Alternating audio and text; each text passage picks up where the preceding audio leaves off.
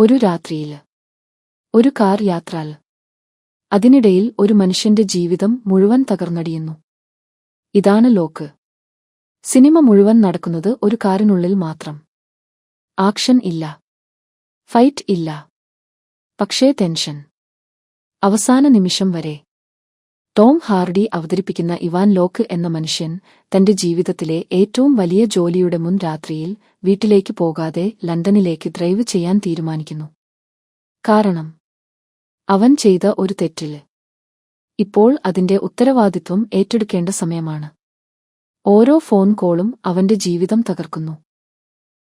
ഭാര്യയുമായുള്ള ബന്ധം തകരുന്നു. ജോലി കൈവിടുന്നു. പക്ഷേ അവൻ നിർത്തുന്നില്ല. കാരണം ഈ സിനിമ ഒരു മനുഷ്യൻ എങ്ങനെ തന്റെ തെറ്റുകളിൽ നിന്ന് ഓടിപ്പോകാതെ അതിനെ നേരിടുന്നു എന്നതിനെക്കുറിച്ചാണ്.